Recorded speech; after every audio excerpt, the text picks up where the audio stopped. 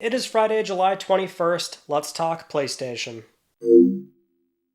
Hello everyone, welcome back to another slippery episode of LTPS. We've got some major Spider-Man 2 news from yesterday, and there's other PlayStation news stories as well, so let's begin as always with our quick reminder for the PS Plus lineup. So if you haven't just yet, make sure you claim the July games. They're live on PSN.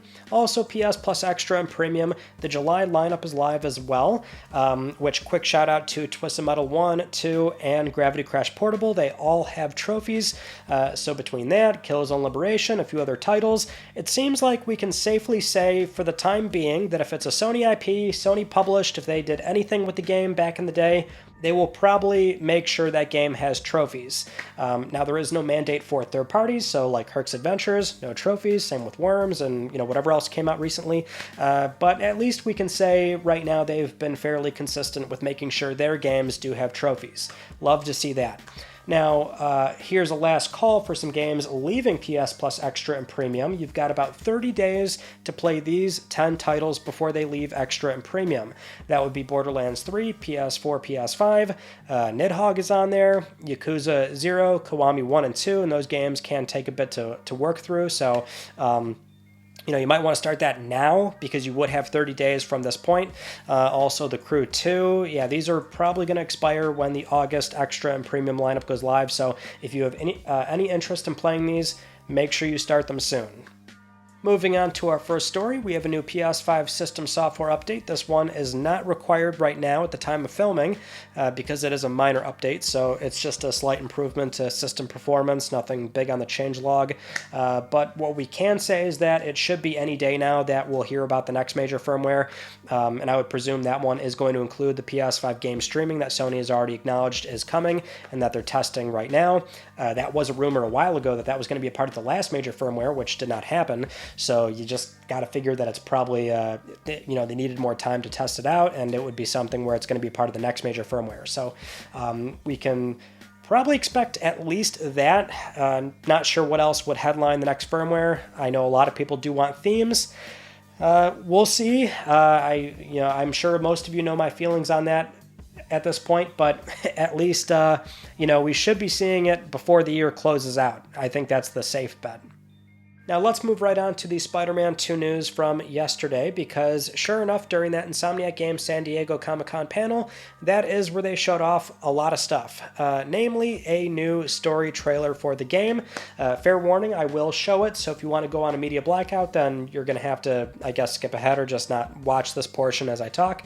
But man, it looks so good. It looks really awesome. So we see MJ, Miles, Harry Osborn finally, more Kraven, and of course Venom.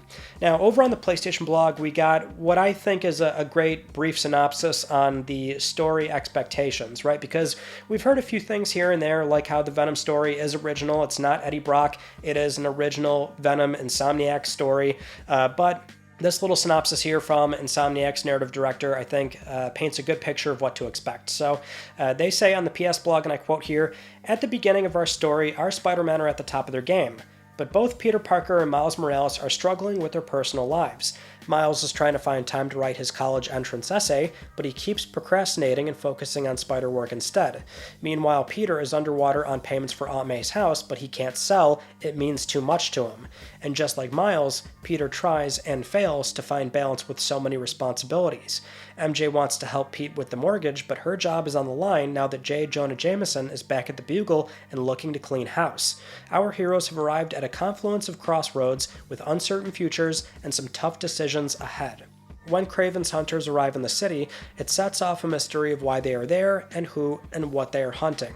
But as the Spider-Men and MJ dig deeper into Kraven's motivations, the symbiote begins to threaten Marvel's New York and everyone and everything they hold dear."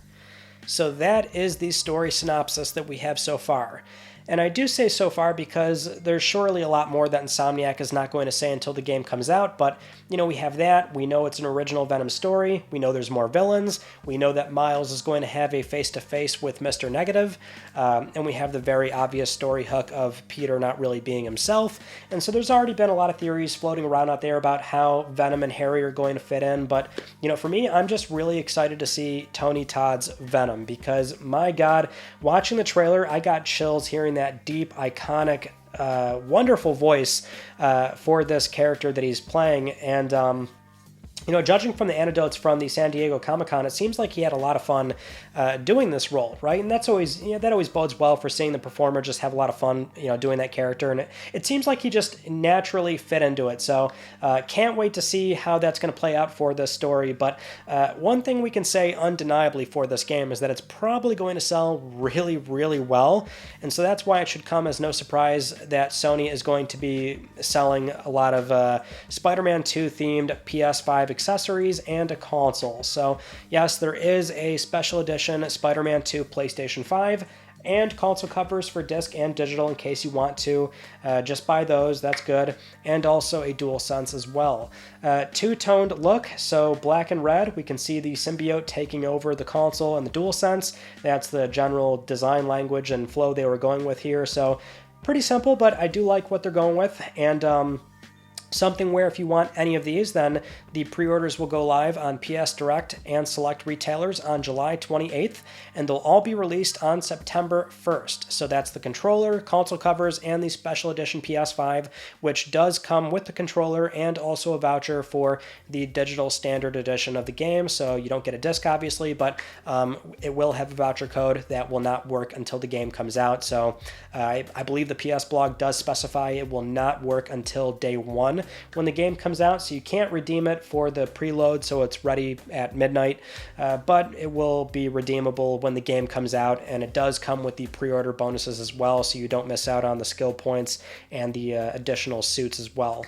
And from there you can upgrade it to the deluxe digital edition on the menu if you want to. But yeah, pre-orders for all those will go live on July 28th. Now, another Insomniac news, we have some official info on the Ratchet & Clank Rift Apart PC port, which I say official because this did leak out last week and I forgot to include it in my show notes, so I apologize because we normally would talk about this, but the news here is the same. It didn't really change, just that on the PS blog they finally revealed the PC requirements for this game, and sure enough, on the bare minimum low end, the game still works with a standard hard disk drive. Now, if you remember when the game was announced coming to PC, I did say that they'll probably still support a hard disk drive. I don't see why not, because there is always that scalability, and perhaps the bare minimum, the game's just going to be knocked down quite a bit, which it seems like it will be because the average performance is going to be 720p, 30 frames per second, obviously low graphic settings, but also this is Nix's software where they confirmed on the PS blog that the senior lead programmer here talked about how they're utilizing Direct Storage 1.2.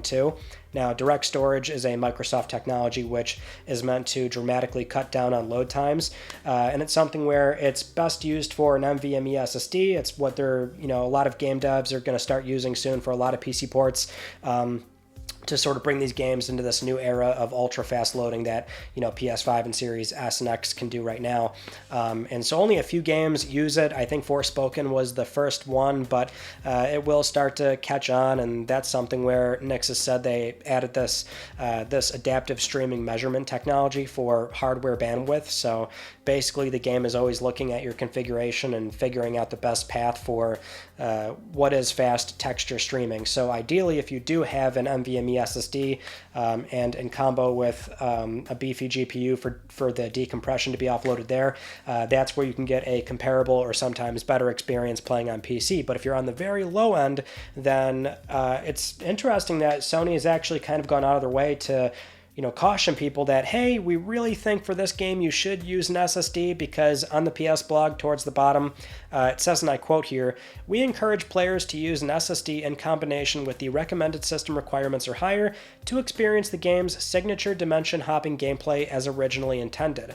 So perhaps it really will, you might encounter some slowdown or a loading screen or something. I mean, who knows? I'm sure we'll have benchmarks, but it is interesting to see them say that. I mean, because a big talking point right now in the PC landscape is that, with direct storage being more and more common, perhaps we finally will get to a point where a lot of devs start dropping hard disk drive support natively, right? And so that might be something that is coming in the next year or two for some studios, some games. It depends on the nature of that particular title, but that's been a talking point lately. So Rift Apart is still one of those games where it kind of leans into, what always happens for a new platform cycle. The, hardware manufacturer will try and pick a few games that are being billed as next-gen experiences, right, and that they're just so impossible on old hardware. But in most cases, you can make compromises and get it down to a lesser platform, unless we're talking about a weird delta like when PS2, Xbox, GameCube games would come out and then they get GBA ports. Like, okay, you're not getting the same game there, but you know what I mean. As long as the gap is not too wide, usually things can get moved over with some compromises. So it seems like that's what's happening with Rift Apart. Now, another PlayStation Studios game we were waiting to hear more about, and we finally did, is Firewall Ultra for PSVR 2. We got a new gameplay trailer and a confirmed release date. Coming out August 24th, which is right near Armored Core, so not exactly the best timing. But hey, it's a genuine PSVR 2 exclusive, which can be a sticking point for some, is that these games are on all these other headsets, but this is a PSVR 2 exclusive coming out very soon. The first one reviewed quite well, and so this one does seem to be an improvement in most areas. It looks quite nice. The pre-orders are live on the PS Store right now. That one also has some pre-order bonuses for an extra gun, some camo, and additional outfits, but that game is coming out fairly soon, finally. That and also Synapse came out recently as well, which we didn't talk about, I think, but that game reviewed quite well. Another genuine PSVR 2 exclusive. Looks really good. Something that I really want to try sometime soon, but there's like 4 or 5 games that I'd love to play right now that I just don't have the time for. Which kind of goes into the PSVR 2 review. I know some people keep asking. It is on the to-do list, but now it's more of a long-term review rather than a day one, it just came out kind of thing. I'll try and get to it. But in related PSVR 2 news, over on the PS blog, Sony showed off some PSVR 2 prototypes. Always cool when the company does this. And they did outline when development began, which, for a lot of this stuff, at least with the R&D process, a lot of it kind of blends together. So, many things they wanted to do on day one with the first PSVR, they, in terms of the commercial viability of it, they couldn't do it for the first headset. So a lot of the R&D kind of blends together, but when the first headset came out in 2016, they began in earnest in 2017, early 2017, I should say, which is common practice. You launch one product, you pretty much start the next one right away, or at least a small team ends up working on the next one. And, seeing all the prototype pictures is really cool because it's funny how it more or less looks like like they very much took the product they just shipped and went, okay, now let's literally add to it from here, right? It looks like a cobbled together PSVR 1 headset with things taped to it, which is a very crude but effective manner for testing things out and figuring out, okay, how can we do the eye tracking, the additional cameras, changing it to inside out and things like that. And also the VR2 Sense controllers as well. But yeah, they showed that off on the PS blog. Always cool to see that stuff.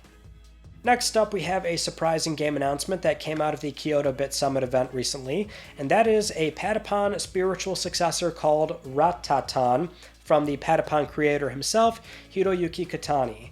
And also the original composer is on board as well for what is very much a game that feels like Patapon, based off the brief teaser that they showed off. So the art style is there, the rhythm-based action is there, or you assume it's action. They do describe it as it having roguelike elements with 100 characters on screen.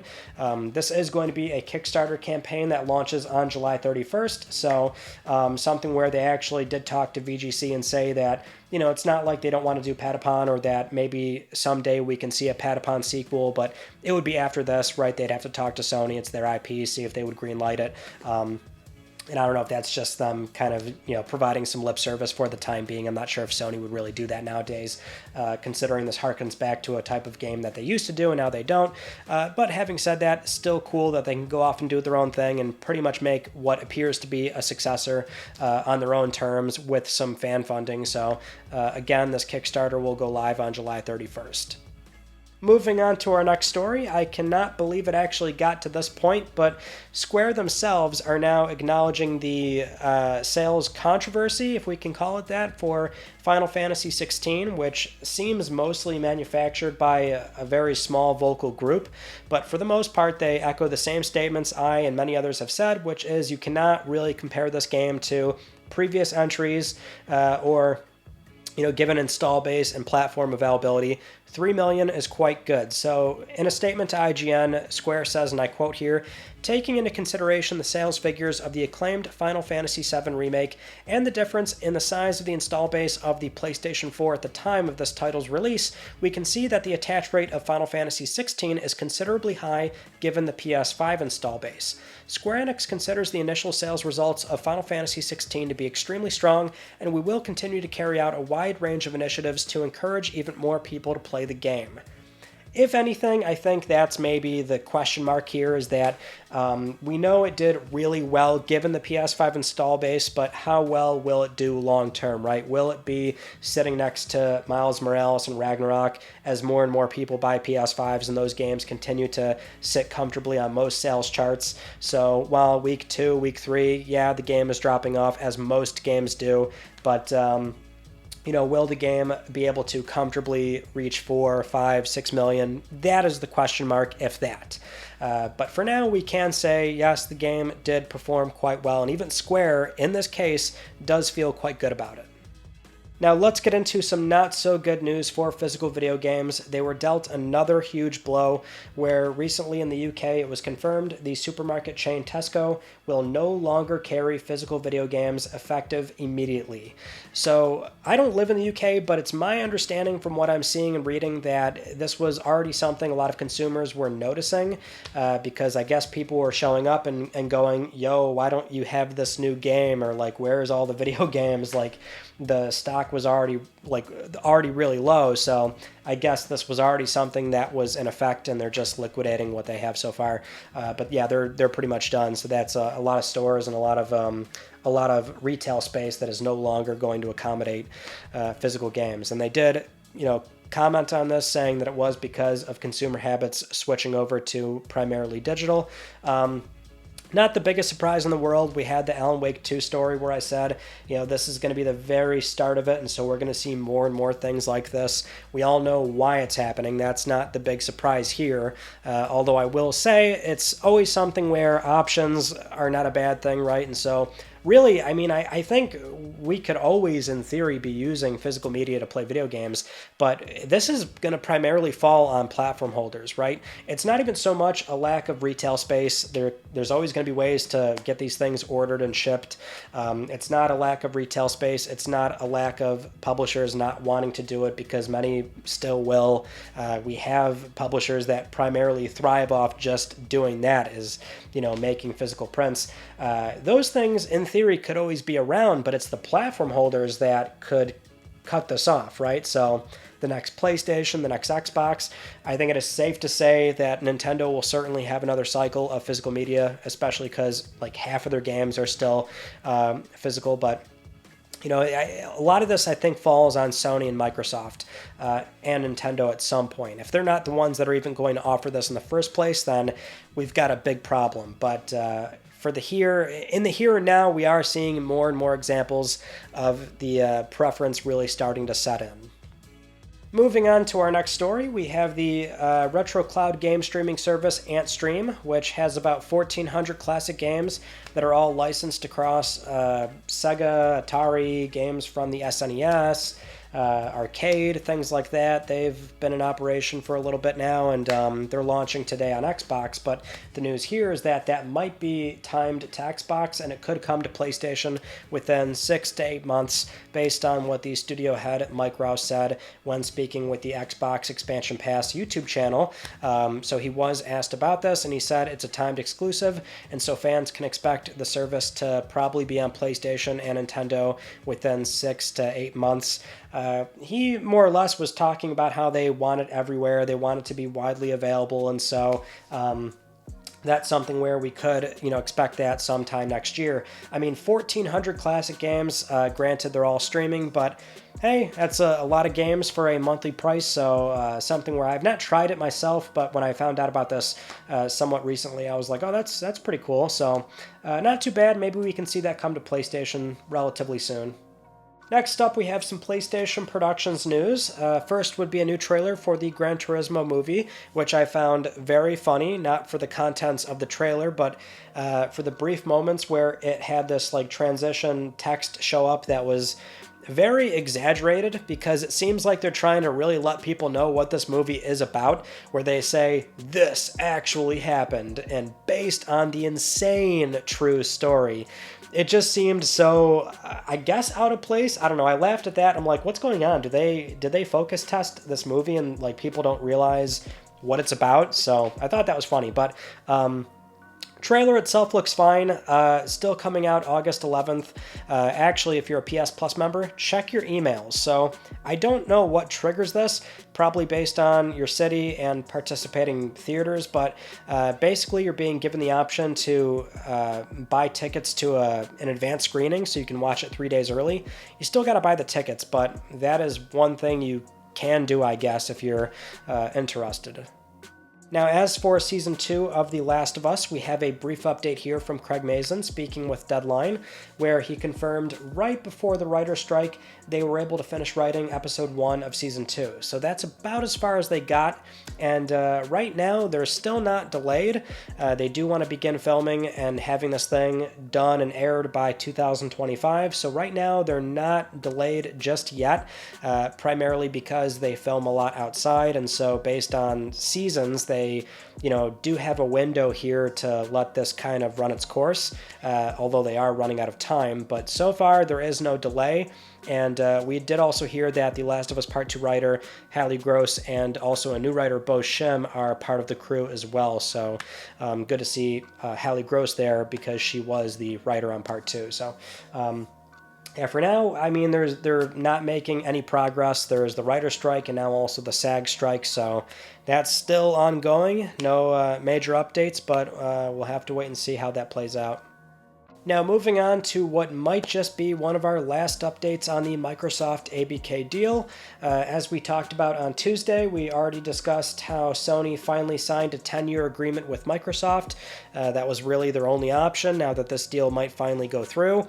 And so with that with us having an 18-month timeline finally of who said what and the FTC trial and the court documents, we were finally able to piece together how those negotiations between Sony and Microsoft played out, so you can go check out that video. But otherwise, from this point forward, what we have is that the FTC appeal clearly did not go through. That was completely rejected, so they're totally free to close the deal in the US, and now it's simply the CMA, the UK, and they're working out some kind of deal right now because they extended their deadline officially, so now they have until October 18th, and really the only change there is that the breakup fees are a bit higher if it still does not go through. So it was, it went from $3 billion to now on the very top end, if it breaks up between September 15th and the final closure in October, then they would have to owe Activision like $4.5 billion. But otherwise they both feel that the deal is going to go through, so they have plenty of time to get it closed. And because we saw the Sony agreement with Microsoft, we now have a good expectation, which is 10 years of Call of Duty is guaranteed, but pretty much any other franchise, not so much. So at least we now know what to expect, and we can probably close this chapter. For the time being, we'll mention it again when the deal does eventually close, and if any sort of thing comes up that deals directly with this deal again, then I'm sure we'll talk about it. But yeah, I think for the most part, I mean, that's it was a long process for sure, and a fascinating one, no less. But Sony signed an agreement, so that's about it. Now, with all that said, it is time for Let's Talk Plus, the weekly Let's Talk PlayStation giveaway, where one of you can win a $10 PSN code. I would like to congratulate this viewer right here. I'll be contacting you very soon via email or Twitter, and if you would like to win a $10 PSN code, it's very easy. You can follow the link down below. Supporting this channel, a number of ways can gain you an entry, and I'll announce the winner next week, because I'm trying to help pay for your games. Those are all the stories from this past week, and like I just said, the Tuesday video was the Sony-Microsoft 18-month negotiations, so you can go check that out for a good recap. But otherwise, that is pretty much it. So that concludes this week's episode of Let's Talk PlayStation. I'm Ryan Panecki. Thank you all so much for talking with me, and I will see you all next Friday.